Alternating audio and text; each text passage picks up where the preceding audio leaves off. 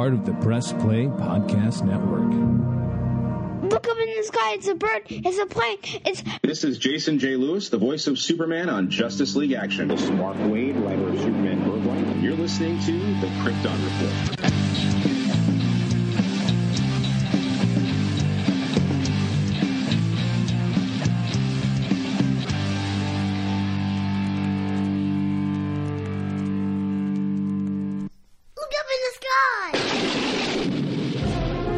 Welcome to Flash Week. Today's episode, we're talking The Flash, sorta, more Impulse, but we'll get into that. And since we're talking Impulse, we're talking Bart Allen from Smallville. I got my friend Zach Moore from Always Hold On to Smallville. Welcome, Zach.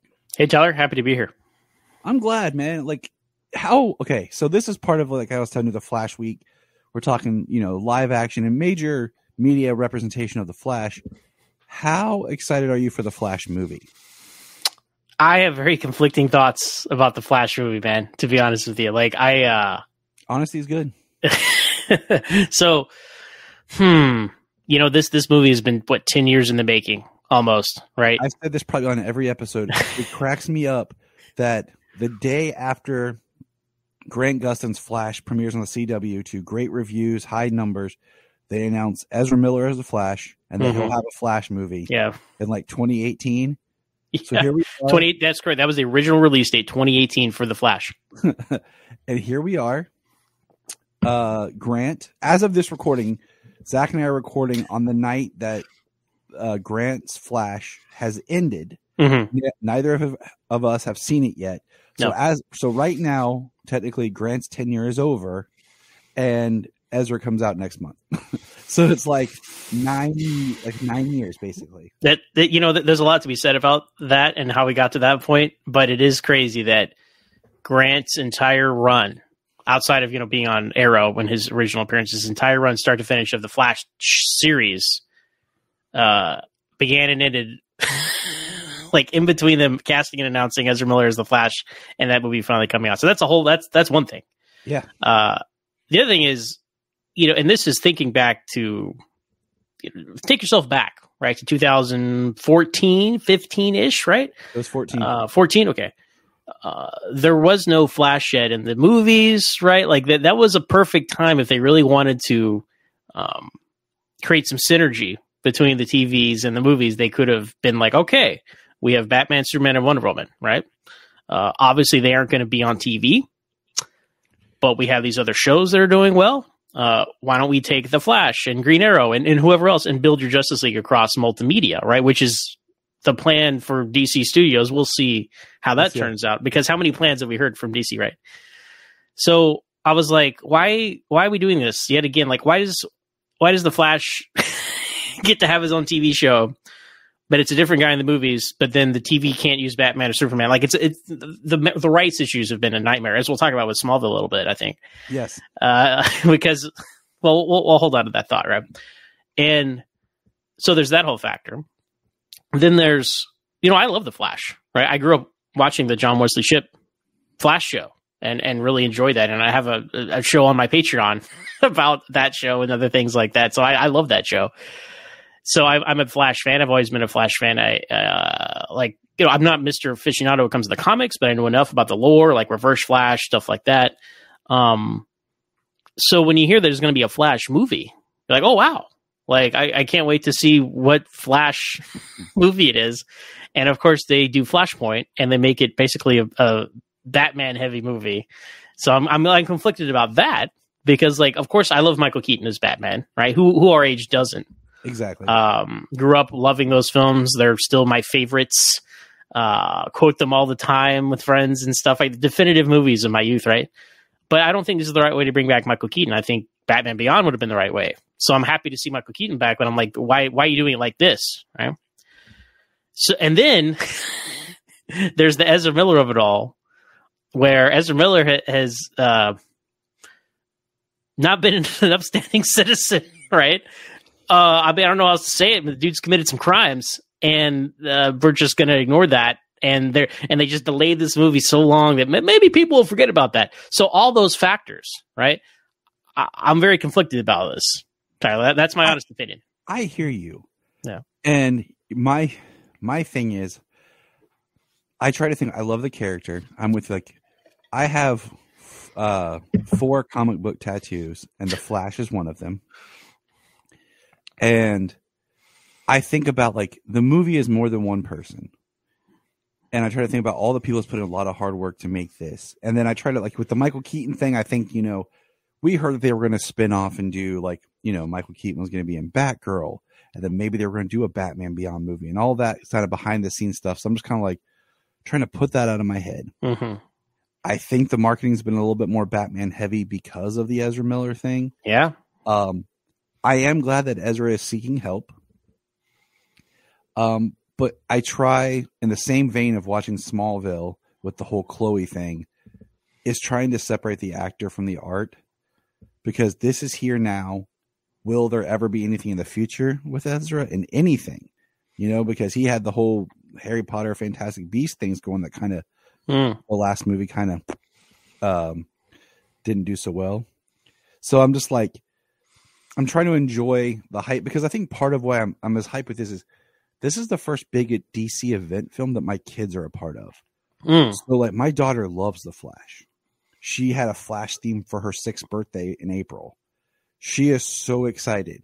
My son, last year we went and saw all the Keaton films, all 2 of them, on the big screen. So he's really liked Michael Keaton Batman. Mm-hmm. So he's excited too for it. So I think part of it is just the excitement that's around this really feeling like an event film that my kids are a part of too, for the characters that we love.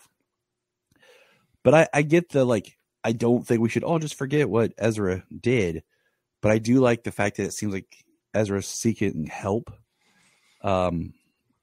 mental help and everything. But I'm just trying to separate the actor from the stuff, because there's other people in here that I'm excited to see, like Sasha's take on Supergirl. Mm-hmm. I love Michael Shannon. To see him back is exciting, because he's very unexpected. Yeah. He's one of those actors that anywhere he pops up, I'm like, man, he's always fun to watch in anything. Well, one of the best actors working today, no doubt. And I was surprised that General Zod is back in this, right? So we'll see. I mean, there's the Flashpoint story, which everybody does now. I mean, there are other. Yeah. I love Jeff Johns and his comic book work, and the Flashpoint story was a fun event. But I wish people knew there were other Flash stories to tell, because I think you look at the Flash TV show with the Grant Gustin show, right? I mean, they did that in the middle, but they kind of earned that in over seasons, and there's so much. You think about we talked about how it's ending as of this recording tonight, this last 4-part arc, right? That first episode was brought back all these feels because his parents and the emotion and I don't think they're going to be able to recapture that to that level in this movie with these actors and characters and storylines that we've seen this Flash in Justice League. Yes. But that's it. Right. Yeah. So, and what kind of bums me out a little bit is I think Ron Livingston's a good actor, but I really, one of my favorite scenes was the Henry and Barry scene in both versions of Justice League. Yeah. Because I thought Billy Crudup and Ezra did a great job. I agree. So the fact that Billy's not back as his father kind of feels like that little bit of emotion that we had earned in those films that really is key to his character is not going to be represented the same in this, because it is a different actor, and that does affect. It does. things. I mean, that's the connective tissue between, like you said, there was so little of actual emotion to cling on to with that storyline, and now it's it's gone. And I don't like recasting, man. It's distracting, but. You got to do what you got to do. I can only. It's weird to me. I don't know how big a role Henry Allen plays in this movie, but I'm you got to think it's come on, Billy Crudup, you have a week somewhere. We could have worked this out. Yeah, Michael Shannon made time for this movie. And I do want to point out the irony in the fact that this year marks 10 years since Man of Steel, and Michael Shannon's back almost 10 years to the day, back as the same Zod in a scene. So it's kind of eerie. It's strange, especially for them. They're trying to move on past the Snyder movies, right? They have been. That seems to be what definitely is what they've been trying to do as a studio in different regimes there. And yet it's hey guys, remember Man of Steel? Yeah. Like I thought you were trying to make me forget Man of Steel. So it's strange, man. It's very strange. It is strange, and I'm excited for some things. I'm excited because the director today put out something that was interesting, and I won't say anything more. Which she should not have said. I can't. Why would you say that? Okay, so I know yeah. We're not going to say what we know, right? But I 100% agree with you. Why would you? What do you have to gain from sharing that information? Like that would have been a fun surprise, and now people who just happen to be scrolling through Twitter know that now. Like I don't seek this. I get like barraged by like either Twitter or friends who see something because people are like, oh yeah, Zach's the superhero guy, the Superman guy. Did you see this? Yeah. No, yeah. Well, no, I didn't, but thanks. Sometimes I don't want to see this stuff sometimes. So anyway, I just don't we're on the same page. I don't want to see the image. Okay. Yeah. So that's I'm like, please don't show me that. That's a good point because that is still up in the air about what form that's gonna take, and we'll leave it there because we don't want to spoil anything people don't know. But between now and then, I'm sure it'll. I've joked with some friends like the whole plot of this movie it'll be easy to find between now and the release of the movie. Unfortunately, I just want to say I've really loved the marketing for the film because I feel like with all the stuff all the trailers and stuff they've released, it's like they show us a scene, but maybe they show us like a couple frames earlier or a couple frames later, but they've not shown like there is a character called the Dark Flash that exists somewhere in this movie. I have the toy over there on my shelf. Yeah, thanks, Funko Pop. And then there's the Funko Pop. Like I have, so there is a character that we've not seen. I have my suspicions about that character, but we'll leave it there. And that's how I feel too. And I'm like, I'm cool with it. But we're here to talk Smallville. Yes. And so I have a little thing I'm going to read first, just kind of introducing. While Smallville didn't use Barry and Wally, the writers did incorporate some of their character traits into Kyle Gallner's Bart. Due to Warner Brothers film-related restrictions on Smallville, there was only so much the show could do with the Flash mythology, and it is the main reason that Bart had to be called Impulse instead of the Flash, as originally had been planned. According to Smallville co-creator Al Goff, Bart is the Flash that DC approved, which indicates that both Barry and Wally were off limits. Based on the restrictions that DC had put on other characters in the past, this isn't too surprising, similar to the situation with Batman and Wonder Woman. DC had big plans for the Flash that didn't involve a role on the small screen. Though DC didn't want the Flash on Smallville, they did ultimately allow the use of Bart Allen with some restriction. The Flash name was used in the episode promo, but it was avoided in the show. Smallville writer Stephen S. DeKnight has explained in the past that DC asked him not to call him the Flash, so the codename Impulse was used in its place.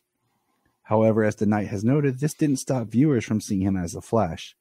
Smallville also made fun Easter eggs of his comic book identity and such in the film. Jake, Eric, Wally West, Barry Allen, whoever you are. Right. My name's Bart. I remember that promo. Like, and when I covered it on my podcast, always on the Smallville, I definitely was like, hey, there it is. They called him the Flash, like the Flash on the WB, right? And yeah, the logo, it's all there. And you're absolutely right. The promotional material. So what is your, what's your headcanon for, do you think who is Bart Allen to you on Smallville? Well, he is, I think of it like he's the Flash starting out. So he's not really the Bart Allen from the future. Okay, so I'm going to address what was in the film on the show, not the film, in the show. I know that things change a little bit when you get to season 11 in the comics, and I have not read that in so long. Mm-hmm. That's not canon, and that's the other argument right there. So you just ignore that. We're just talking about the show for our listeners. I take it, since technically there is the multiverse. We've established that with Crisis and everything. So on this world, there isn't, Barry's not there. This is just Bart Allen, and this Bart Allen is, technically, however you want to spin it, his name is Bartholomew Allen, just like Barry's, but Barry goes by Barry. He shortens Bartholomew to Barry, and Bart shortens it to Bart. Mm-hmm. So you could kind of like wiggle it later that, as he grows up, maybe he starts going by Barry or something. It's just, it's one of those things that I'm okay with.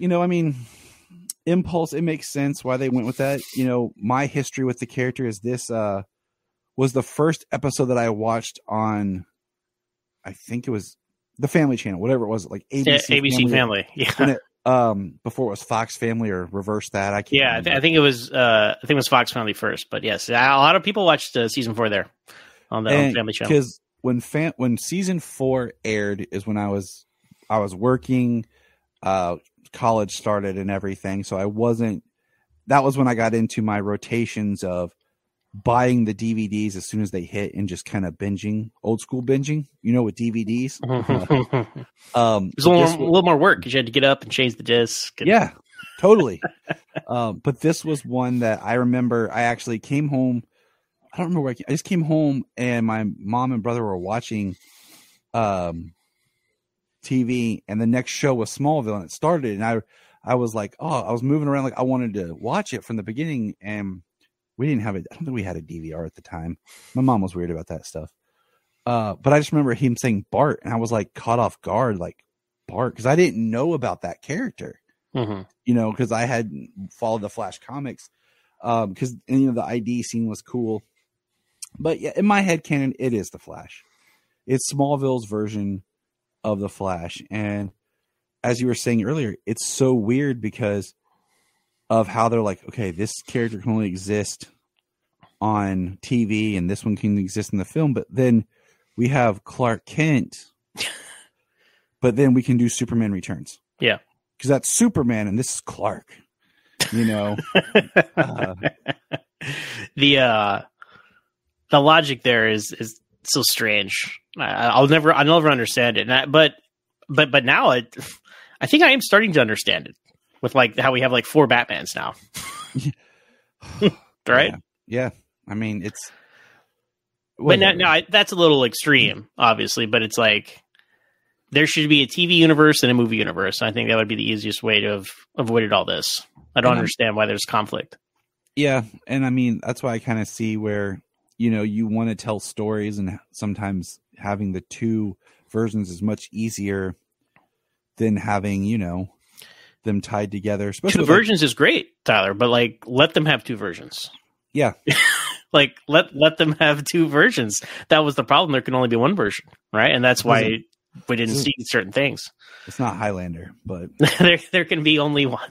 Although this is a hot take. Like side note, I don't mind Batman not being on Smallville because Batman is literally in everything else. Like he's taken over DC Comics. So like I'm like, you know what? There's one corner of DC Comics there's no Batman, and it's Smallville. And they would have loved to have it. They would have, but that's what Green Arrow's function was. So I'm totally cool with that. And I am too, because it actually opened up people to get to know the character of Green Arrow, like using like some of the, I don't want to say smaller characters, but not as just cultural zeitgeist characters. Yeah, these are B and C list characters, no doubt. So having them with your A-list Superman was great because people got to know these other characters. We already know Batman. We don't need Batman. And then we have the Arrowverse. Yeah, I mean, that would not have happened without Green Arrow being a main character on Smallville for 3 years and a recurring guest star before that. So. Yes. I became a big Green Arrow fan because of Smallville. Yeah. So Bart, technically, and this is one of those things like you think of the character like, oh, Bart's around. He's part of the show. Yes. He was only in 4 episodes. Technically. Yeah. Technically 3 episodes. Yeah. Because the 4th one is Icarus. Yes. And he's a stunt double. Yes. Because I was guy in the red hoodie. Because I was like rewatching all of them, and I was like, it's one of those things like he gets mentioned and a picture appears in other episodes, so it felt like he was more present. But he appears initially in Run, which is his big debut episode, and then he appears in Justice. And then Doomsday, which you recently covered on the podcast, which I haven't got to listen to the episode yet. It's actually next one. Set aside some time on that one, though. Yeah. Oh, no. When Anthony comes on to talk, you're just like, well, might as well put on the kettle Well, a long one. it's not even that. I know that we all kind of give him a hard time about that, but he points out on that episode, my podcast has been getting just as long, and that's something we decided in advance. Like, all right, you need to block out 3 hours for this, because that to both of us, that was such a lightning rod of our fandom with the show. So it's a long one, so buckle up. But it's funny you mentioned that him in Doomsday, like he does nothing in Doomsday. Yeah. He could have been anyone. Like he doesn't do. We speculated like, why couldn't we have like seen him run around Doomsday real fast? Or there's 100 things you could have seen him do. I'm like, clearly he just called whoever was available. Yeah, right. The actors. I'm like, all right, we'll plug you in here. It was just cool to have him back in this seat. Of course, yeah. But his big thing is Run and Justice. Like those are the two. Yeah. Bart centric, and we see growth. And I mean, one of my favorite scenes of all time in Smallville is when Clark's running after Bart at the end of Run, and he's smiling, and Bart's like starts running backwards. Yep. And he like takes off, and it really shows you the speed difference. The power of the Flash. So who should be faster than Superman. And then and that's why one of my favorite comic panels is in Superman Grounded, when Superman's talking to Barry in this case, and he's like, I've come close to beating you before, and he's like, that was for charity. Do you really think I was like pushing myself? And then he like takes off, and stuff, and that always makes me smile, because I'm like, yes, Superman. That's why it's iconic. That's why it makes me mad. Like, all right, Joss Whedon, you thought it'd be cool to do the Superman versus the Flash at the end of Justice League, but yet you have Superman flying, and every cover in every version of this, it's both of them running. Yeah, it's an unfair advantage to be flying. Absolutely. So I'm just like, no, that's absolutely correct. Like the Flash, he has speed. So Superman is just as fast. Then what's the point? Then the Flash becomes redundant. It's like he needs to be fast, and he can access the Speed Force, and also, I mean, he can run back in time like decades, right? As we'll see in the Flash movie, apparently, right? Superman. People like to dunk on the end of Superman the movie. He can fly back in time like 5 minutes if he's highly motivated. I don't mind that. It's power of love, man. So I will fight you. I will fight on that hill about the end of Superman the movie. I know people like to poke fun of reversing rotation of the Earth, but look, that is just a 1970s visual representation of time travel. Okay. Anyway, I don't know. That just made me think of that. So I'm sorry for that rant. I was trying to think, like, Bart was actually the Flash for a very short period of time in the comics, and like in the modern times, you mean? Yeah, like because I think it was only like less than a year worth of comics where did something happen to Wally, or why did he take over? I cannot remember. I'll be honest with you. There's just so many Flash because I've done mantles. So much reading and research, but Bart ascended to Flash for a short period of time where they aged him up. He was the Flash, but then he got back down. Of course, Jeff Johns came in and did the whole rebirth with Barry and all that. But this aired before that, so it kind of makes sense in a way why Bart would be used as kind of the Flash, because it's like, hey, he was the Flash, but you're kind of like he's Impulse, so you kind of get your own character, but you still get the live action representation of the Speedster. So, yeah, that with David S. Goyer, like Ryan Reynolds movie, that was all the talk back then, and I believe Blade Trinity killed it for good reason. Let's see. I think I have somewhere in my notes it talks about, or I just X'd it because I was like, because you had that, and then we are 2 or 3 supposed years from when we would have had Justice League Mortal, which was going to be 2009. I think because I think they were starting to film they were going to film in 07 because it was right around the writer's strike is what killed it. The last writer's strike, not the current one, as of this recording, unfortunately. Yeah, yeah. No, I mean, they were going to have Wally West and Barry Allen. It was going to be Smallville's Adam Brody. Yep. Was going to be Wally. And then Anton Yelchin from Star Trek 09. Oh, yeah, flip that. Adam Brody was Barry, wasn't he? Yeah, he was Barry, and then Anton Yelchin was going to be Wally West, the younger Flash, to take over. And this was around the time of Star Trek 09 and Terminator Salvation, and he would have been perfect. I love Anton. Rest in peace, buddy. Yeah, rest in peace. He's one of those actors that died tragically in something so stupid. Yeah, it wasn't. I mean, you hear about all these accidents and unfortunate circumstances that actors die young, and it's not like and no slight on anybody else, but it's not like he took too many pills or was doing something irresponsible. Like, dude was just out like on his mailbox and his car malfunctioned, and I mean, it's a tragedy. And he was such a good actor. Like, after he passed, my son and I were still watching Troll Hunter, which is an amazing show on Netflix. For anybody, I'm telling you, like, it's perfect writing. And, they had recorded that. So, like, there were still recordings left of him after so, like, we're watching the majority of his post-mortem. Wow. And I'm just like, man, he was just such a talent. So that's kind of like what was in the back of my mind when I'm thinking about where this is and what DC's plans are at the time, why Barry and Wally were kind of off the table. So what is your like? Just, no Jay Garrick though.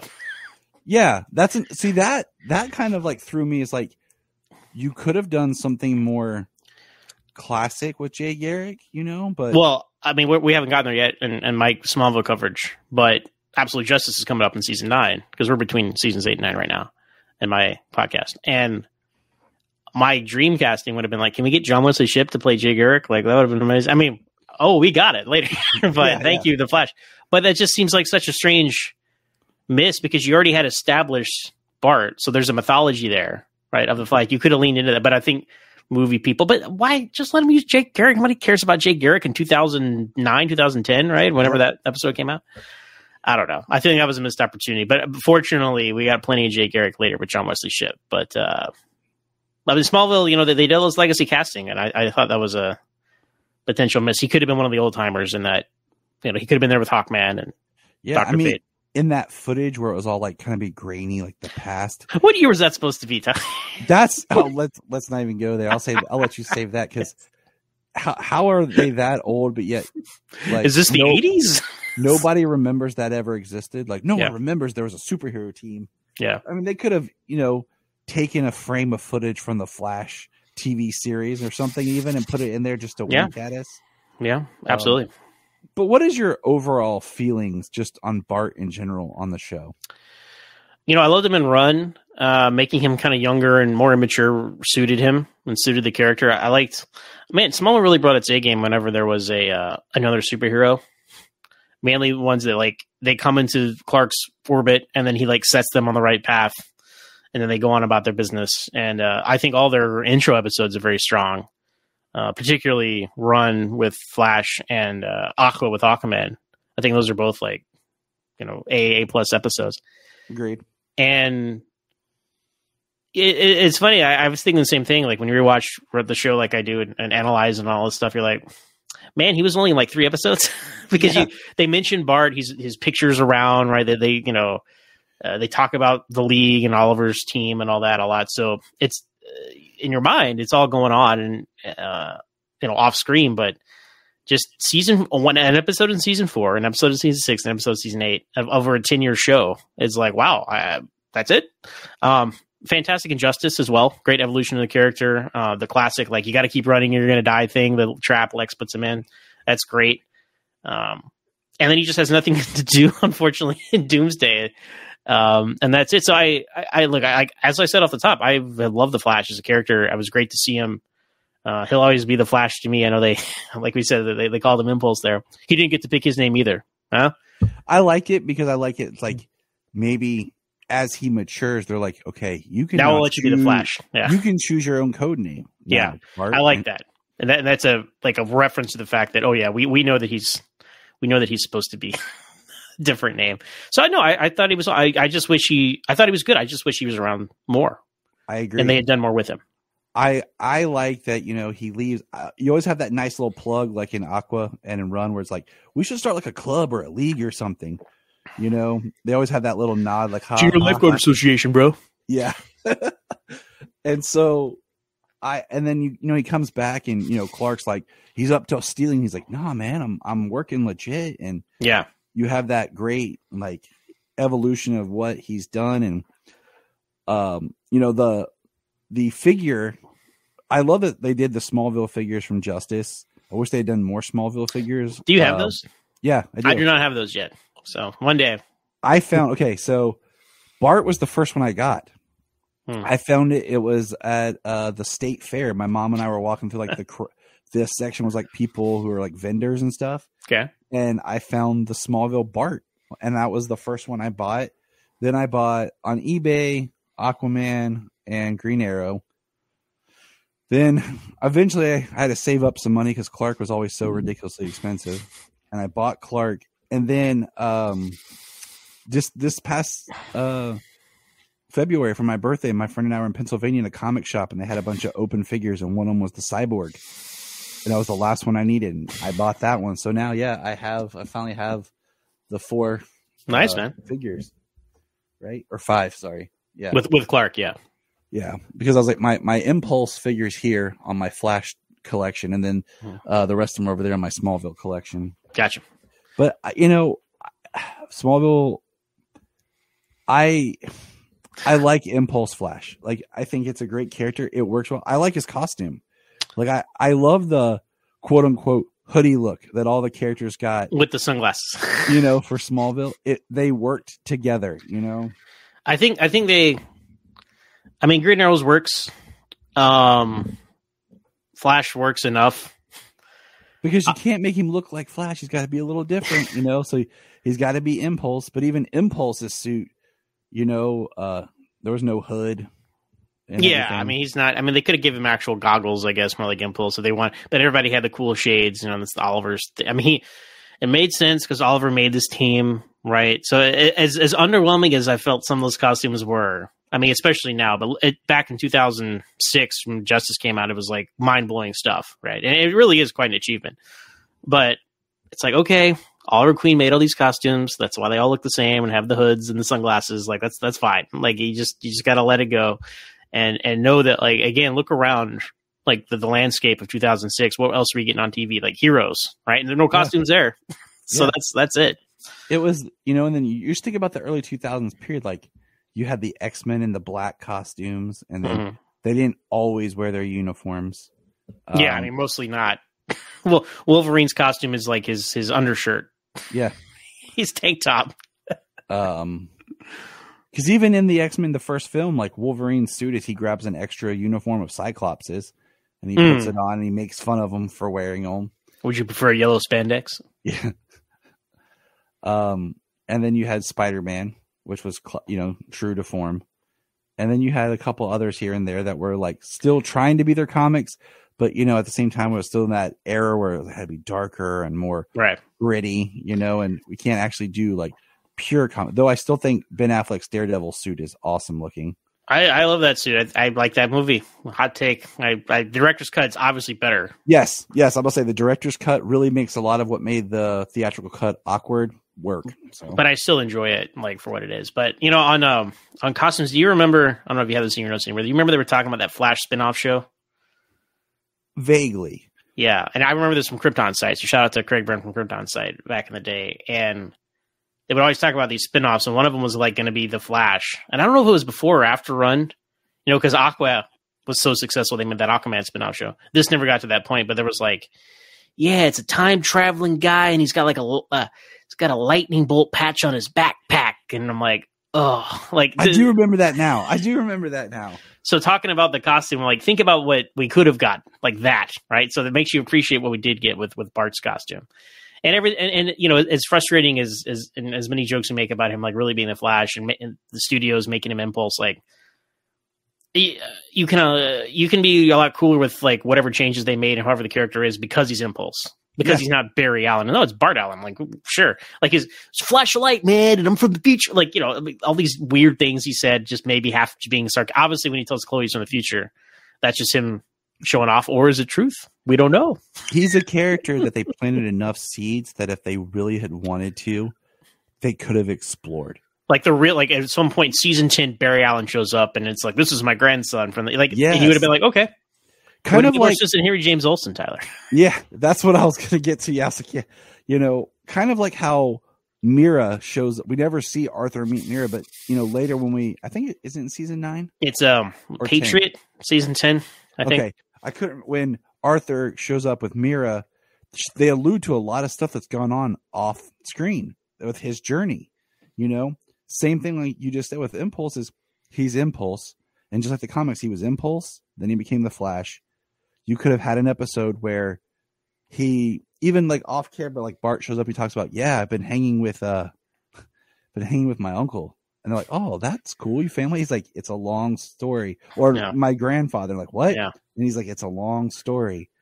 And he's like, you know, he could have said the Scarlet Speedster or something, just kind of winking, you know. And we could have thought, oh, okay, cool. Like, but just having Bart on Smallville, I'm glad he's there. Oh yeah, I'm glad the Speedster representation and getting to move past the characters, but they played it safe by being Bart, so they had more liberties to do what they wanted to do. But I would have liked more. I mean, like I said, in the end, really looking at, you only really have 2 episodes really with Bart.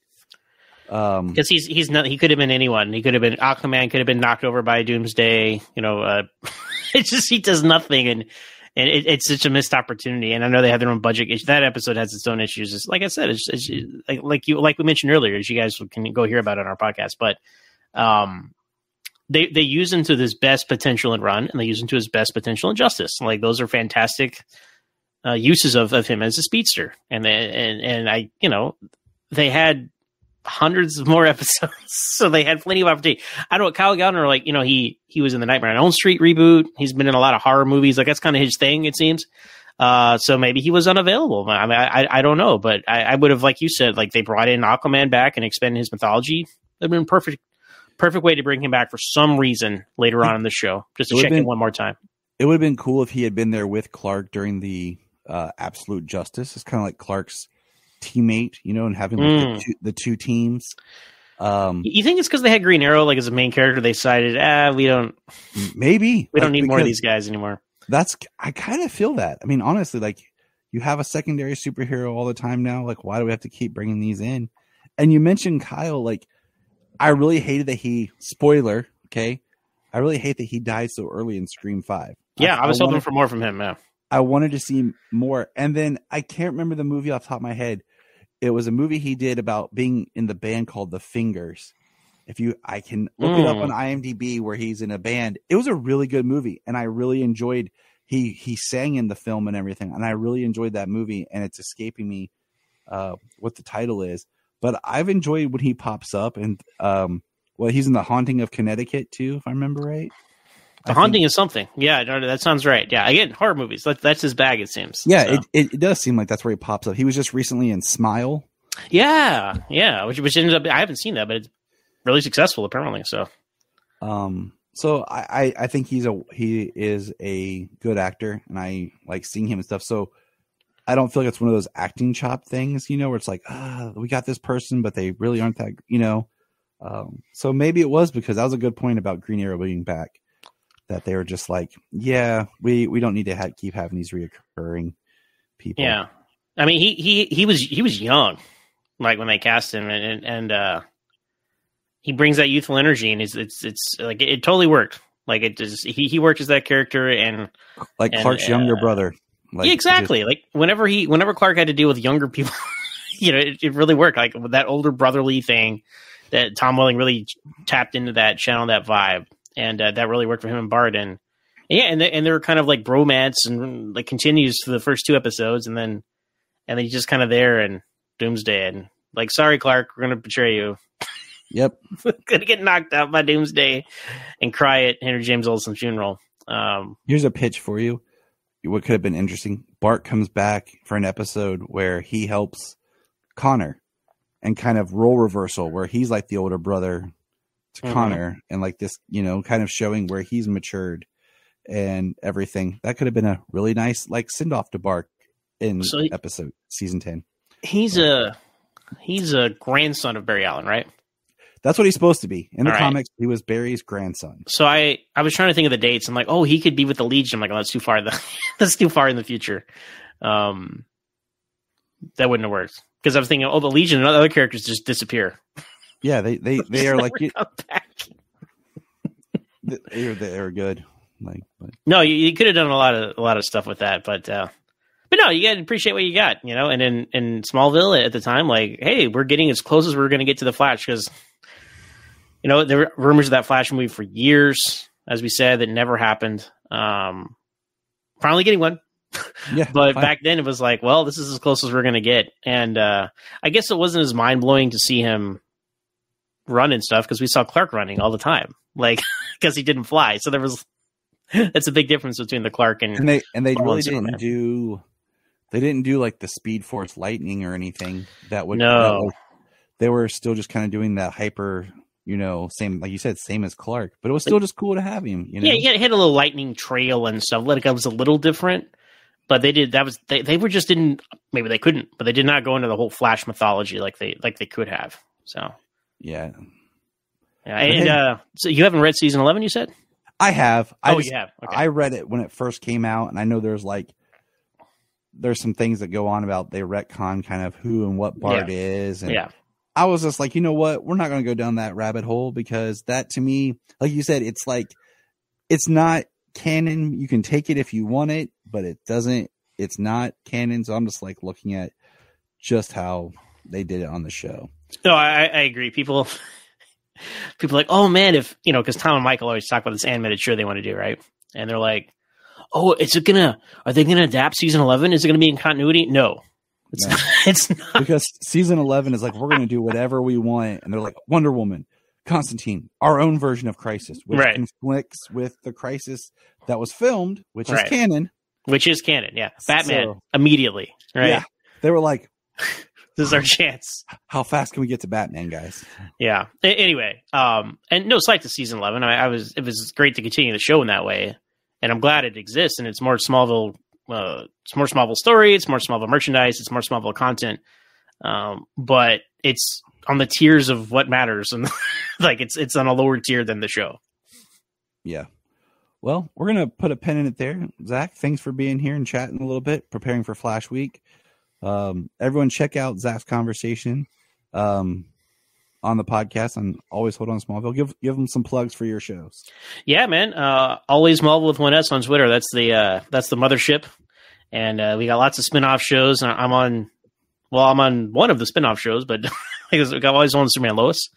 We have Always on to Arrow. We have Always on to DC's Legends of Tomorrow, and we have Always Hold On to Star Wars. So those are all the shows out there for everybody. And, we have a lot of Patreon content. So if you love those conversations and want to hear more, especially me talking about the 90s Flash and other Flash-related things, you can go to patreon.com/Always Smallville with 1S and check us out over there. But it's a lot of fun, and we got 2 seasons left of Smallville. We're in the home stretch right here.